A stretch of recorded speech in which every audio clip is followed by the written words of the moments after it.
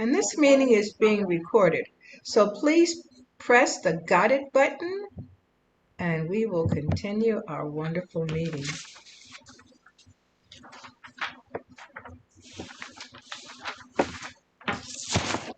So if you're not familiar, AARP is the nation's largest nonprofit, nonpartisan organization dedicated to empowering people to choose how they live as they age. With nearly 38 million members and offices in every state, plus Washington, D.C., Puerto Rico, and the Virgin Islands, AARP works to strengthen communities and as an advocate for what matters most, with the focus on health, security, financial resilience, and social connection. Now, today's program will focus on financial security and safety, which is part of our friendly social change agenda. So I welcomed everybody in before, so let's see who's in the audience. Make sure you put your first name and the city you're zooming from. And I do see some people put it in there. So Jacqueline, who do you see? Oh, we have a good audience today. We have Sophie from San Jose. We have Jeannie who's zooming from San Jose. We have Bob who's zooming in from Arcadia. We have Claudia from Covina. Oh, And wow. we even have someone from Nashville, Tennessee.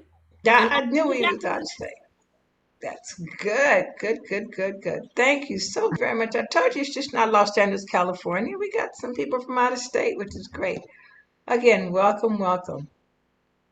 Now let's take a moment to answer our trivia question.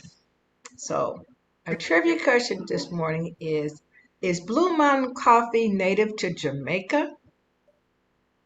Does anybody know the answer to that? Is true or false? Just put it True. in the chat for me. Uh-oh, you think, Andre, you think it's true? Okay. Anybody else? Jacqueline, anybody else? Give me some answers out there. What are they saying? I see what I think most people think that it's true. There's a couple people that are not really sure. What is the answer, Joyce?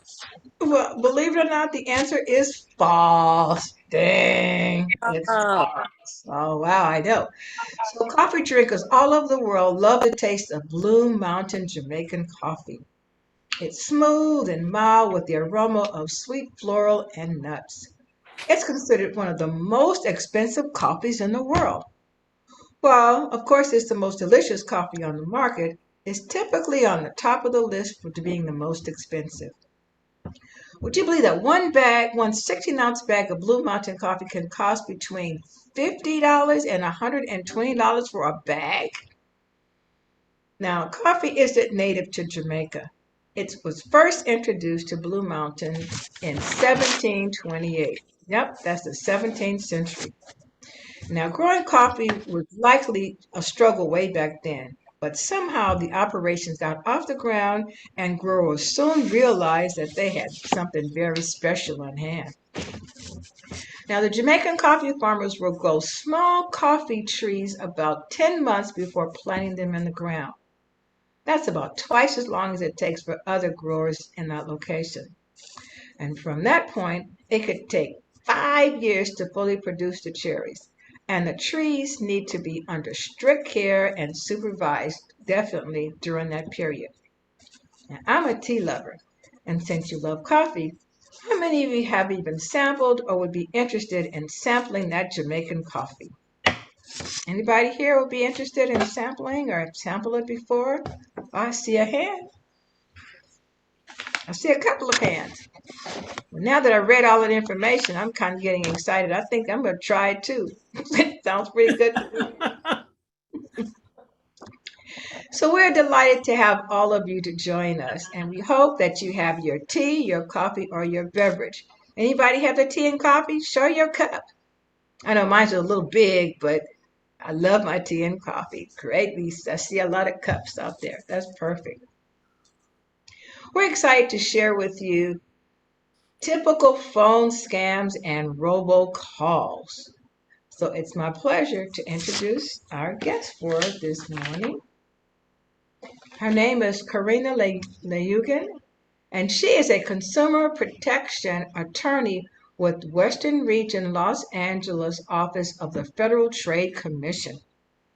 Now, prior to her joining the Federal Trade Commission, she has spent approximately 6 years practicing employment laws at Shepherd, Mullen, Richter, and Hampton LLP. She graduated from the University of California, Berkeley School of Law in 2014.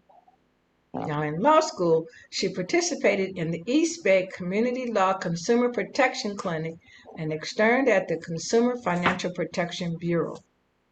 Now, as our tradition, let's give some fun facts about Karina. You guys know that she loves to play the piano? Wow, that's pretty cool. And she has a 3-year-old who is currently ruling her house. Oh, brother. Okay, you know about the terrible twos and the terrible threes? I'm sure her little child is very sweet. And she's a sweet mom because she's still smiling. And in her early years when she was 20, Karina backpacked through Australia, Thailand, Cambodia, and Vietnam. Wow. Welcome, Karina. So glad that you're here. Thank you so very much for coming. Now, but before we get started, let's do some warm-ups today. We have 2 poll questions that we will be asking you. So when you see the poll question, would you quickly submit your answer? So our poll question is, how many of you have received an unsolicited robocall in the year?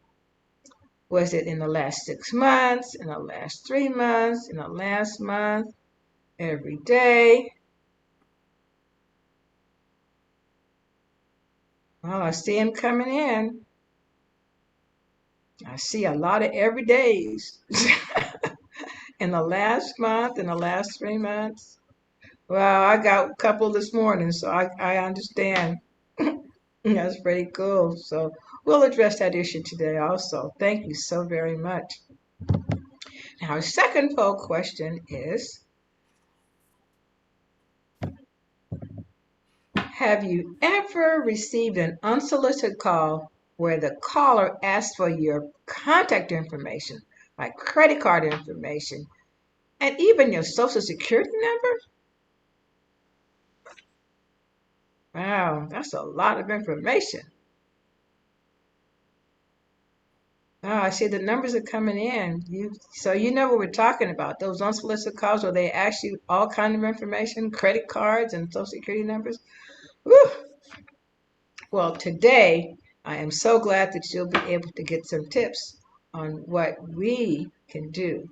And now let's welcome Karina, and she will give her presentation. Thank you so much, Karina. Good morning, everybody. Thank you for that introduction and for having me today. I'm here to talk to you about Robocall. Let me pull up my presentation just really quick. All right, so my presentation today is called How to Stop Unwanted Calls and Avoid Scams. As was previously mentioned, my name is Karina Layugan. I'm an attorney at the Western Region Los Angeles Office of the Federal Trade Commission. The Federal Trade Commission is the nation's consumer protection agency. We work to stop unfair, deceptive, or fraudulent practices in the marketplace. We conduct investigations, sue companies, and people that break the law. We alert consumers and businesses about scams we're seeing, as well to educate them about their rights and businesses about their responsibilities. Before I begin, I have a brief disclaimer. I have to let you know that my comments today are my own and based on my own experience as a consumer protection attorney. They do not represent those of the Federal Trade Commission, any individual commissioner. So just a brief disclaimer. Here is a brief outline of the topics I'm going to cover. First, we'll talk about blocking unwanted calls. discuss with you what the National Do Not Call Registry is, talk a little bit about what robocalls are, talk about common telephone scams, talk about how to avoid scams, and then circle back about how to report unwanted calls and scams.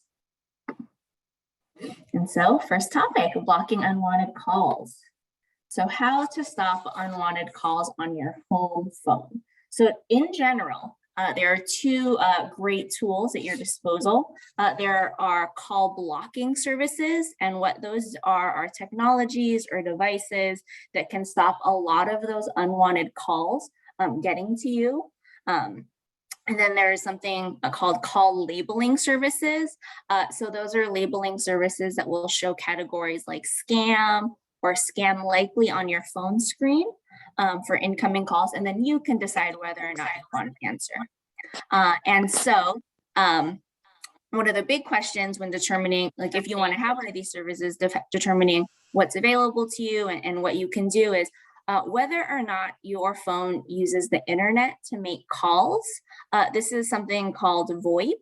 VoIP stands for, it's VoIP. It stands for Voice over Internet Protocol. It simply means that your phone calls are made over the internet and not over traditional telephone lines. If you're not sure what kind of service you have, if your phone uses the internet, I would check with your phone provider. One hint, it's not 100% accurate, is if you tend to get your phone service from a cable company or use a phone internet cable bundle, you probably have a VoIP service. Again, that's not 100% sure. So if you're not sure, check your phone provider, but that's one way to, one trend, so to speak. So if your phone does use the internet, one thing that you should do is you could check with your phone provider to see if they recommend any specific call blocking or call labeling services. You could also search the internet online for expert reviews, and some services are free and some charge you money. And also some internet-based services and phone apps already require calls to be analyzed through their services. And so you might want to ask your provider if they already have those, because oftentimes it's a setting on your phone that you could have certain calls be stopped, ring silently, or go straight to a separate voicemail, or go into a spam folder. So then if you have a traditional landline, you can buy and install a traditional call blocking device. On my little slide, you can see a little picture of a box with a cord. It's actually like a physical box. And these small boxes attach to your phone, and some of them have databases of known scam numbers and then let you add numbers to them. Others rely on lists of approved numbers that help you limit what kind of calls come through. So there's just a variety of these physical call blocking devices, and the way they function to stop calls vary. And also, even if you have a traditional landline, you could also still call your phone provider and see what if they have anything that they offer or any suggestions. In the chat, there's some resources, and so one of them I'd like to flag is the FCC's call blocking resource guide. It's a website that links information and describes different call blocking software or apps or services.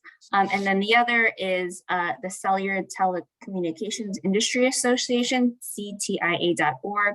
And similarly, that has more information on specific resources. I know ideally you guys would have me just tell you what to buy, but it's a few things. So one, it depends on what kind of phone you have and the type of carrier. And also us as FTD do not want to endorse any specific product, oftentimes because products do change. But these resources provide information that help guide you through if you want to like purchase or use specific call blocking and call labeling services. They're useful guides to help you determine which, if any, call blocking or call labeling services you want to use. And then on to my next slide. So how to block unwanted calls on a cell phone. It's very similar.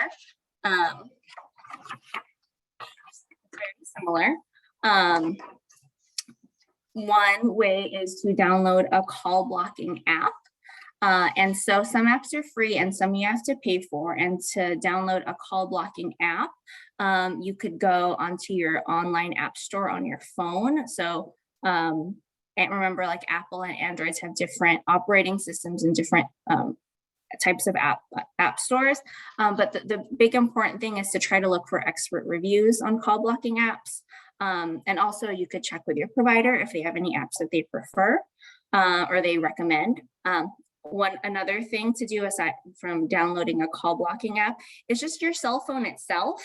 Many of them come with settings that let you block numbers, block specific numbers. Also, a lot of them have features like do not disturb, where you can set specific hours that you don't want to have any calls, and the calls will go straight to voicemail. And then the other tip is to check with your phone's provider or call customer service to see what sort of call blocking and call labeling services that they have. And again, those same two websites that I previously referenced, so the FCC's call blocking resources and the Cellular Technology Industry Association websites, those also have information on call blocking and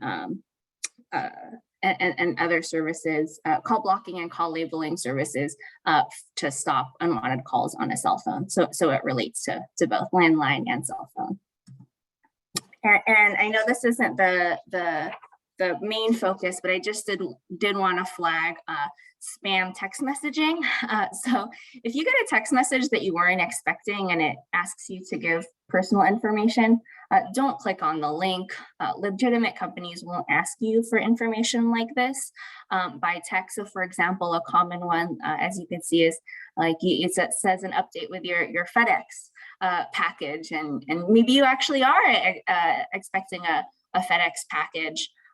So one way to do this is if actually the text message is something that might relate to something you're actually engaged in, like having a FedEx package delivered, you could actually on your own contact the real company. So a few things about text messages, why they're really, you should really be aware of them is, as I mentioned, sometimes they ask for your personal information, but usually they have a link that they want you to click, and sometimes those links have like malware or viruses that can get into your phone, or that will hurt your phone or track your activity or pull information from your phone. So you don't really want to click on any links that you haven't you don't really, you're unsure of what they are. So some tips on how to filter unwanted text messages. Your phones, again, often have a filter to block text messages from unknown senders. Your wireless provider oftentimes have tools that let you do the same. And also there are apps that help you block that text message. So as you can see, there's a common theme of purchasing products that help you block either purchasing or obtaining products. A lot of them are free that help you block calls or that help label calls coming in.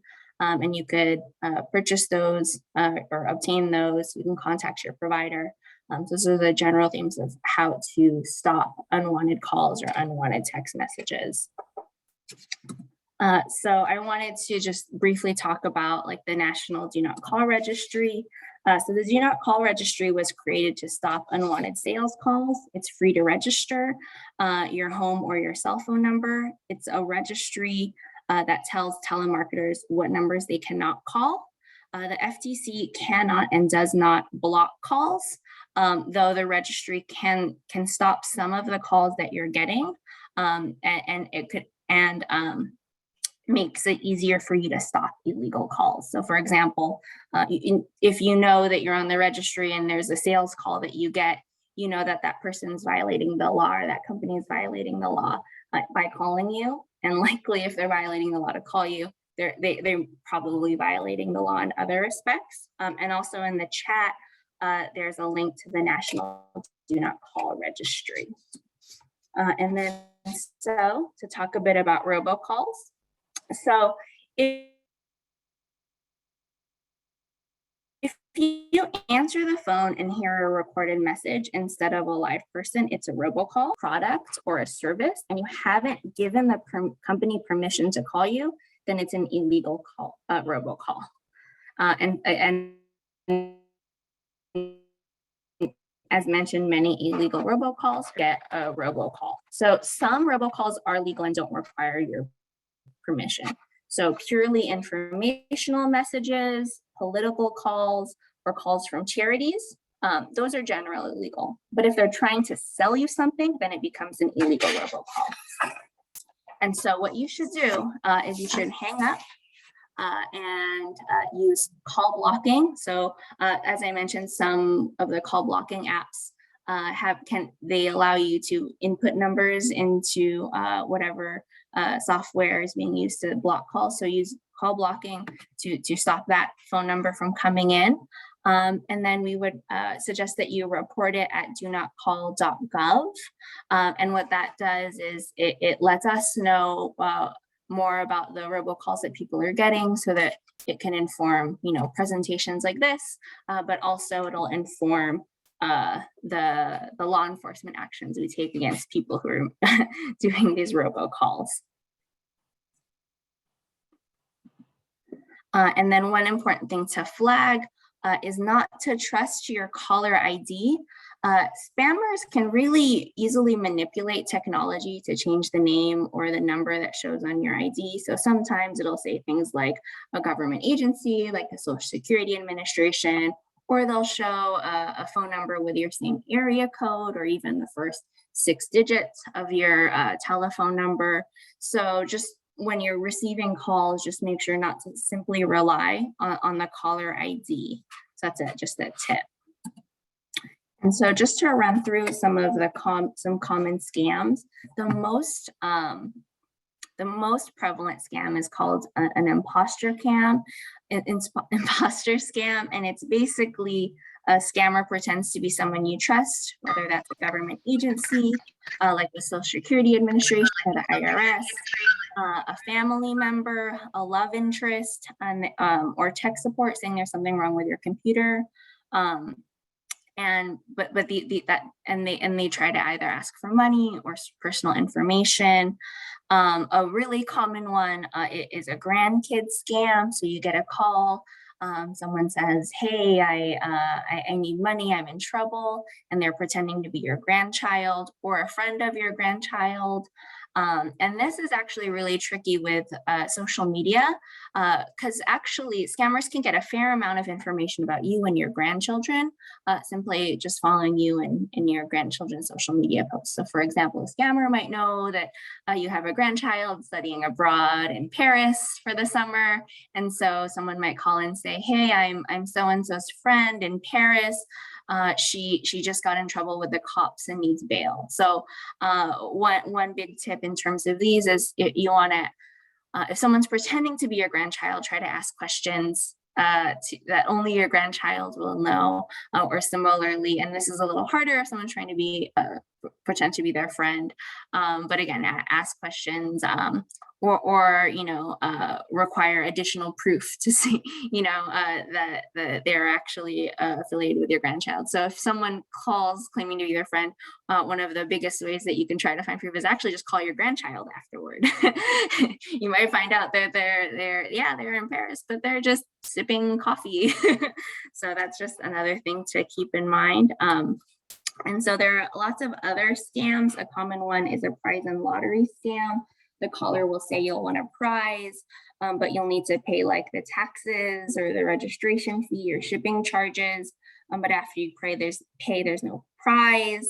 There's a free trial scam. A caller might say that there's a free trial, but once you sign up, you're billed every month until you cancel. Debt relief and credit repair scams are common. They will offer to lower your credit card or fix lower your credit card interest rates or fix your credits. But you have to pay a fee first, and they don't actually provide a service. There are loan scams.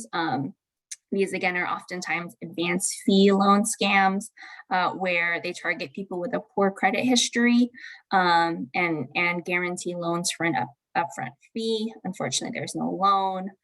There's business and investment scams. Callers might promise to help you start your own business or give you business coaching, guaranteeing big profits. But unfortunately, these are scams. There's something called the FTC's business opportunity rule that requires investment opportunities like this to disclose a fair amount of information. And oftentimes that doesn't happen. So that could be one thing that triggers it. There's extended car warranty scams. I know I get those on the phone all the time. They find out what kind of car you drive so they could have you buy overpriced and often worthless service contracts. There's travel and timeshare scams. They promise free or low-cost vacations that end up costing you a ton in hidden costs. And there's charity scams. Scammers pose as charities, often requesting donations for disaster relief or like something unfortunately like right now, there's Ukraine, there's a big war going on, and oftentimes they ask for money for things. And the big tip for that is to always check out a charity before you give money. Don't feel pressured to give in immediately over the phone. So you could always just say, I'll call you back, and then Google, that company and see if that charity and see if they're real. Some general tips on how to recognize them and things to keep in mind. Oftentimes there is no prize. If you get a call, someone telling you that you're going to get a prize, oftentimes there isn't. You won't be arrested. Oftentimes scammers pretend to be a law enforcement or federal agency. They say you'll be arrested if you don't pay taxes or some debt. You won't be arrested. Just keep that in mind. And you don't need to decide now is the next tip. Most legitimate businesses will give you time to think of their offer. One of the ways telemarketing scams and robocall scams really succeed is just by applying that pressure. Also, there's never a good reason to send cash or pay with a gift card. Sending cash or paying with a gift card, there's not a lot of protections for you as a consumer if you pay that way. And for the scammer, because of that, they could take your money and be gone. So if someone is really pushing for you to pay cash or pay with a gift card, that's a thing to keep in mind, that it's likely a scam. Government agencies won't call to confirm any sensitive information.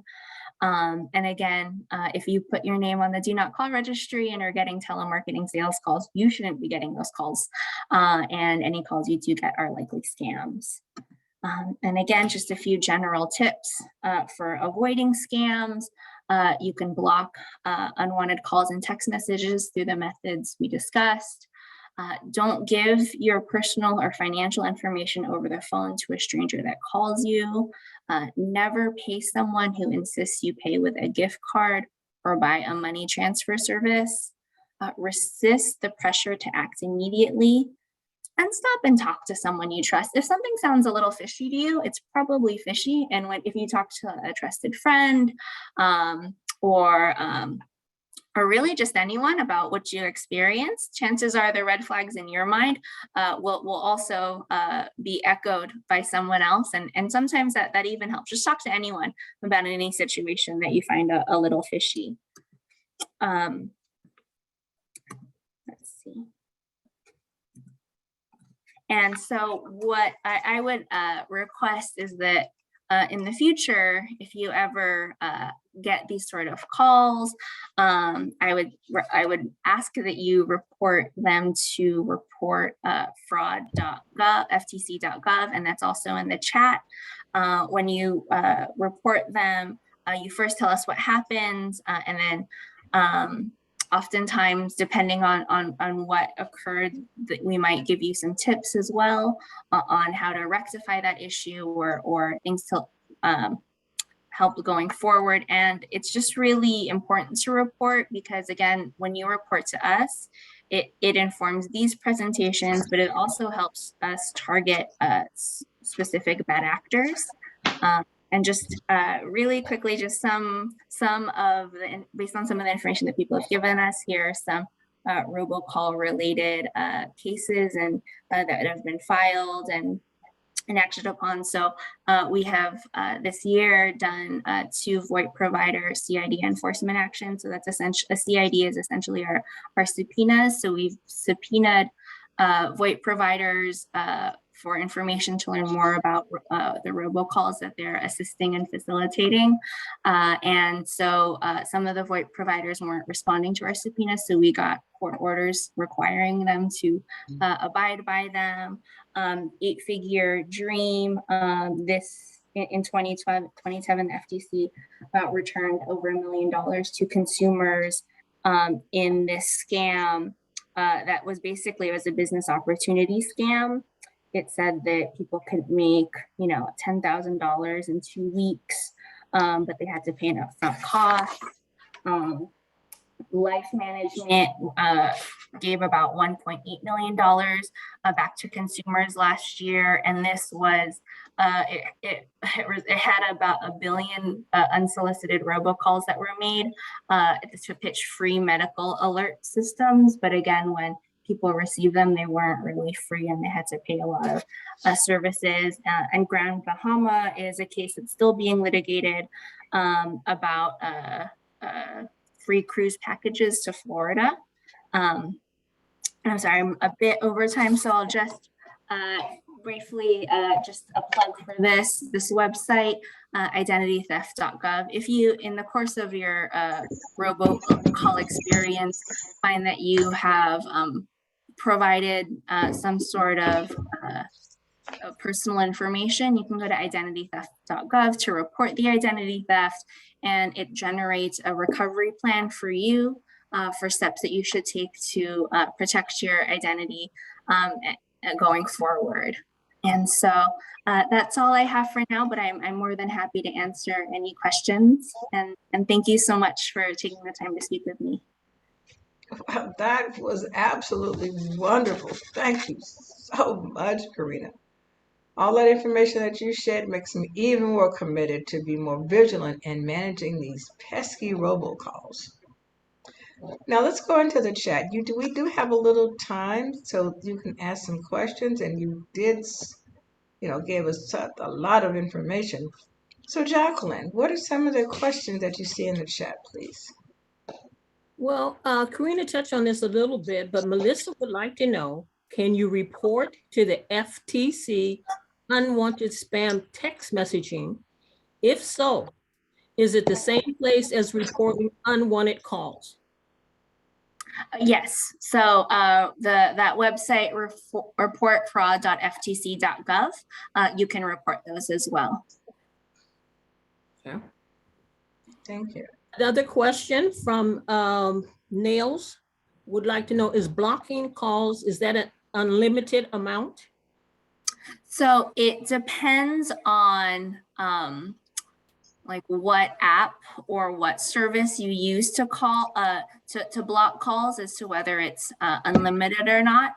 So some, for example, like ones that are on your cell phone, depending on what kind of cell phone you have, oftentimes those actually do have a limit of numbers that you actually block, but other ones are unlimited, excuse me, and others have lists of phone calls that they are blocking, phone numbers that are being blocked that are continually being updated with new numbers.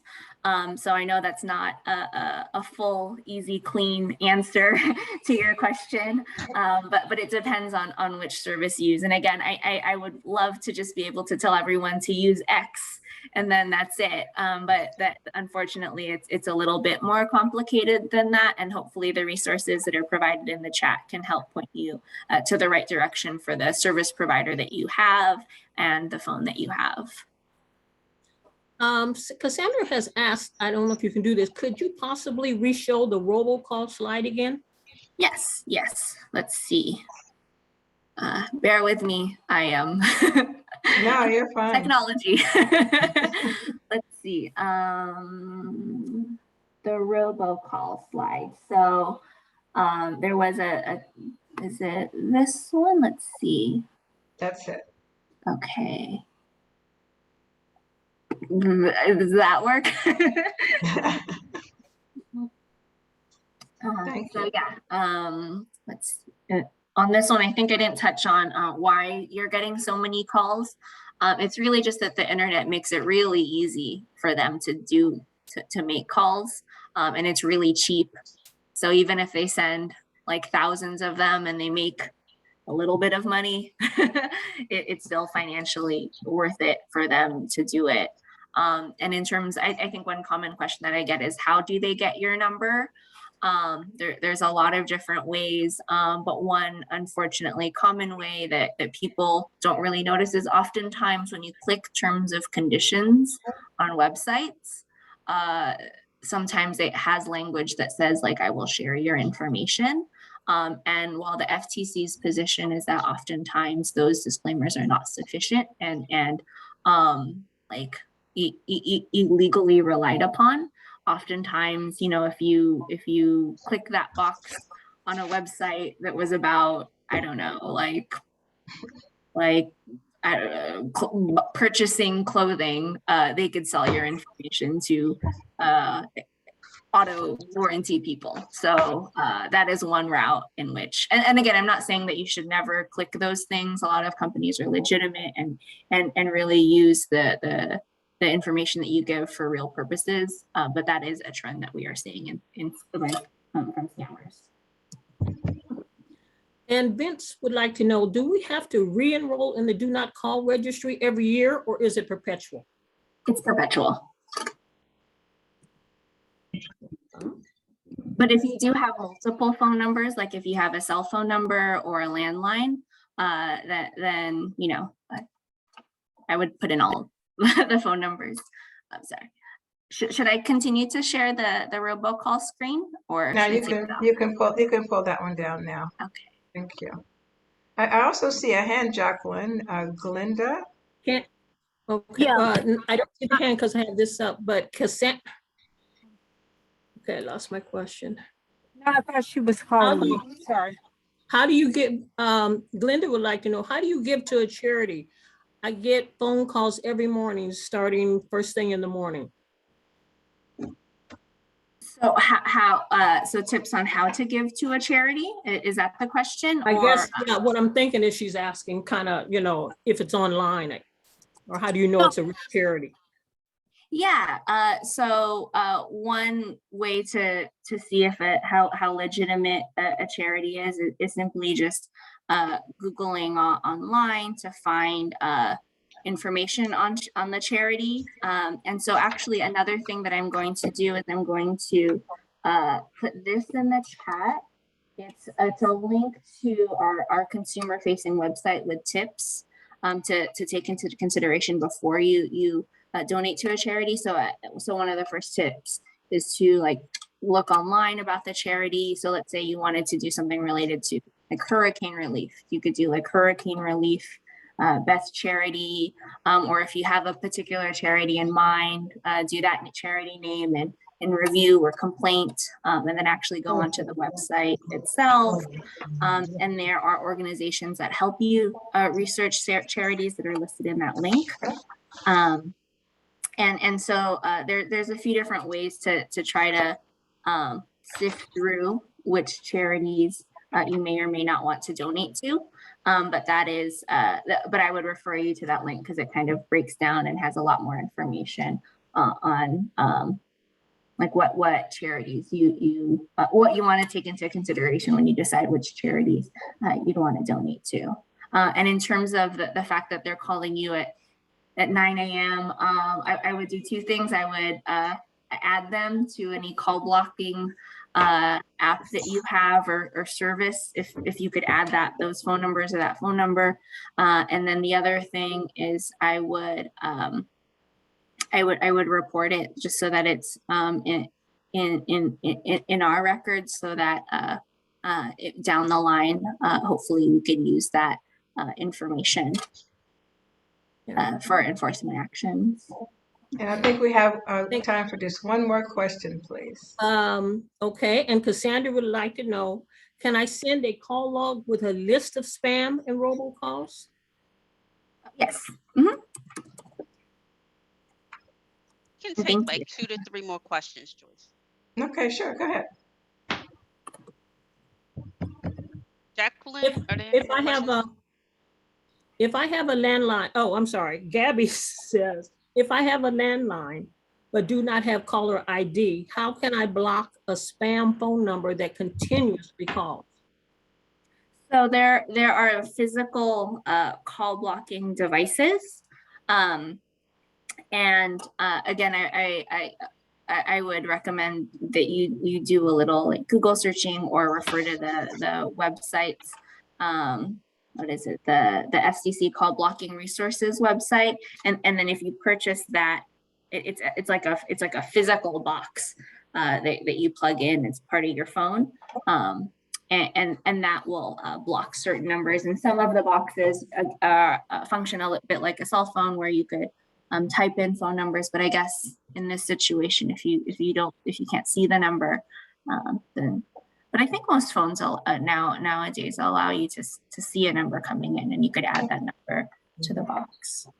Okay, and I think you've already addressed this, but I wanted to know if you could show the link again for checking the charity organization, but you just put that in. So. Oh yeah, I saw that on the corner. Yeah. So that's pretty much what we have. I think Glenda, did we answer your question? She still has her hand up. Oh, okay. I thought that was a question. Okay. I don't Well, know, Glenda. Yeah, I just need to put it down. Thank you so much. Thank you. Oh, okay, great. Thank you so much. Wow, this was very interesting. As you can see, I'm not the only one about the pesky robocalls, so I'm glad you answered as many questions as you possibly can. I got one during the course of this presentation, so. I did too. I got one too, and I had my phone on silent, of course, and it was just jumping around here like popcorn. I'm saying, oh man, got to make sure after we finish this call, I got to definitely report it. Thank you so much again. So at this time, I'd like to invite Alvita E. from AARP's California Fraud Watch program to give us an overview of the program. Whether in person, online, or on the phone, scammers and fraudsters are always looking for a new way to steal our hard-earned money and our identity. To start off, hi, my name is Alvita E. I am a volunteer with the AARP Fraud Watch Network. I want to take a minute to tell you about the AARP Fraud Watch Network, which is a wonderful free resource in fighting against fraud, scams, and identity theft. Scammers steal billions of dollars from unsuspected consumers each year. The impact on victims and their families can be financially and definitely emotional devastated, especially for older Americans like myself. AARP created a fraud watch network to empower consumers to spot and avoid scams and provide support and guidance to victims and their family when fraud happens.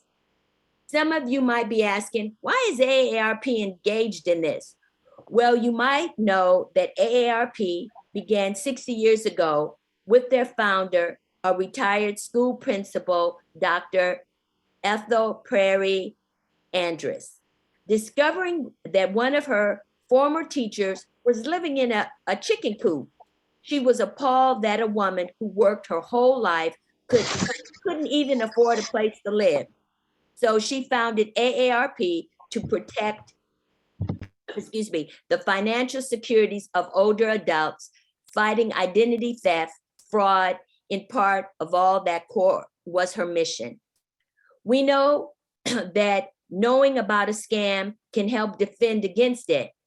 Research has found that if you know about a specific scam, you are 80% likely to engage in it And if you engage in it, you are 40% less to become a victim. The AARP Fraud Watch Network is a great resource to help keep up with the latest scam. Visit aarp.org/fraudwatch. That's FRAUDWAT. Oh, they put it up. Thank you for news and information. To sign up for the scam alert and to tune in to a new hit podcast called AARP, The Perfect Scam.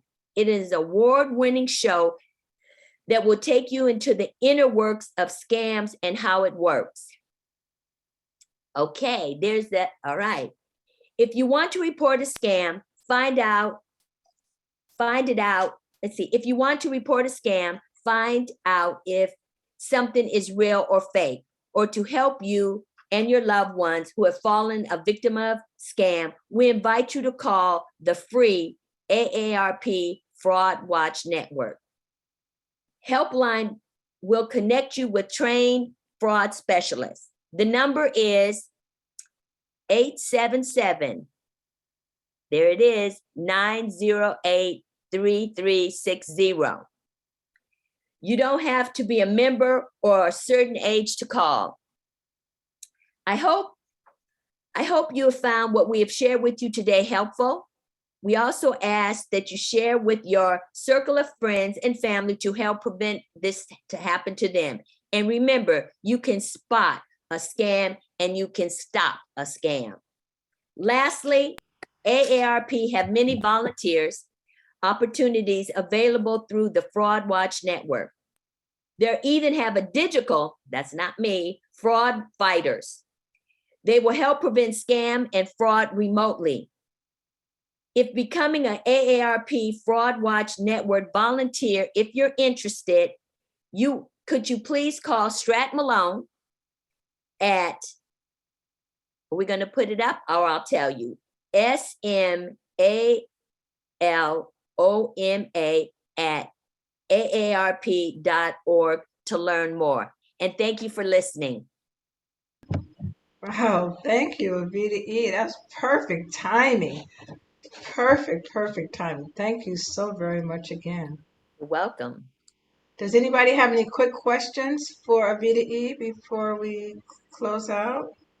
It was not necessarily a question, but I thought it bears mentioning. Shelley was telling us in the chat that thank you was very informative, but AARP Fraud Watch helped a friend of hers who was scammed.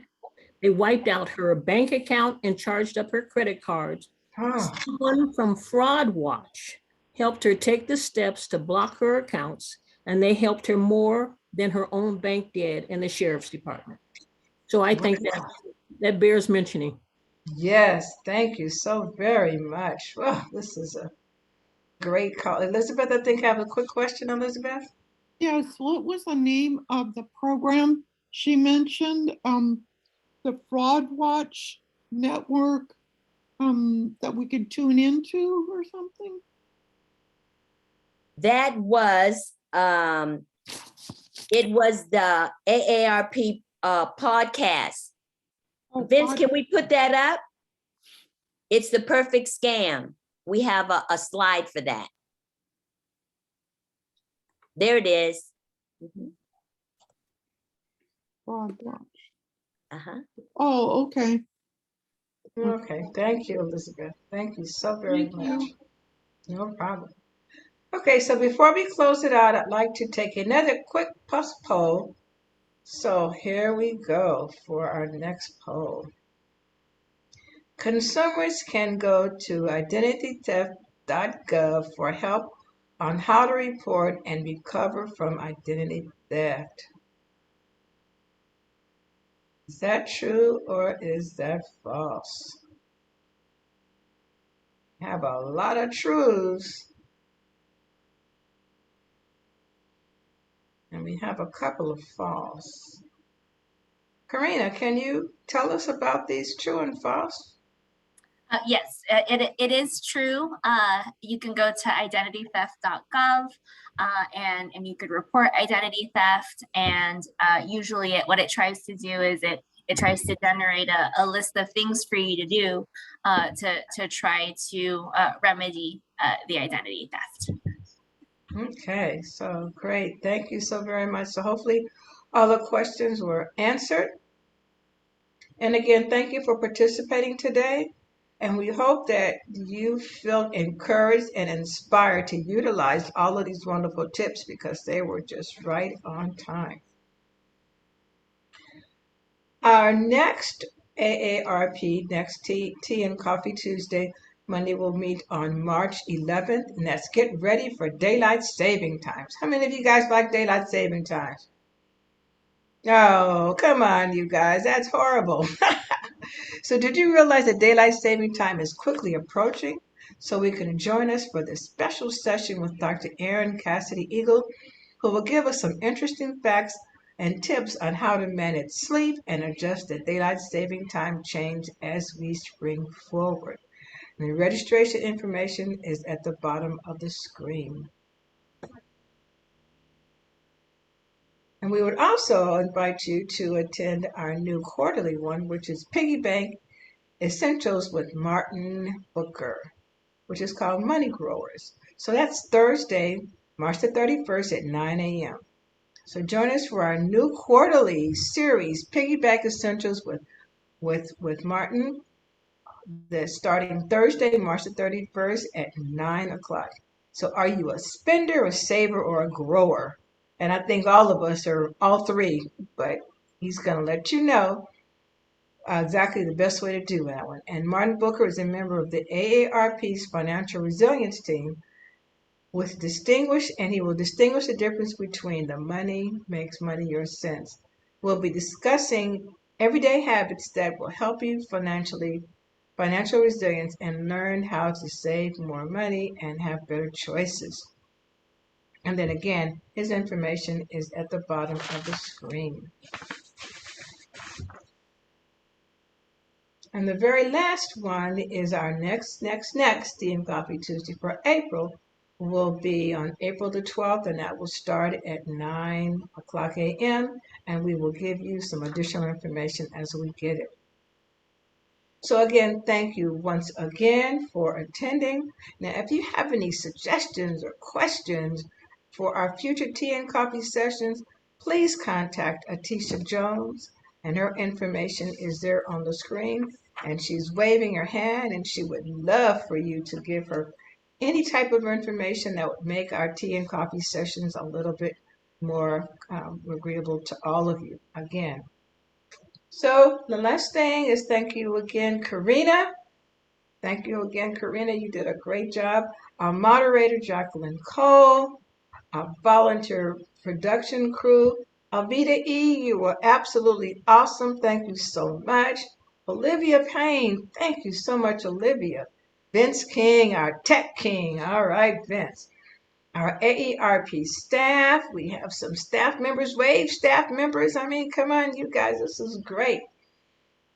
And especially you, and you. And we also had people coming in from Illinois and New York and Iowa. So thank you so very much. Again, my name is Joyce Howard, and I'm your host. And thank you so very much for joining us today. This concludes our program. And if you have any other questions, please reach out to us soon. Thank you so Joyce, very I much. have a question. Melissa W., I sent you a message. You put a message in the chat. Please message me so I can respond to your question. Oh, If you great. could do that really quick. Vince, can you keep it up for just a second so Melissa can respond if she's still in here? Melissa.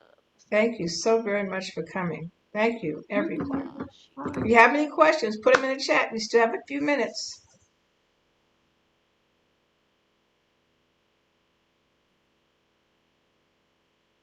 Either a question for Karina or a question for either us. If you want to be an AARP volunteer, we are here to receive you.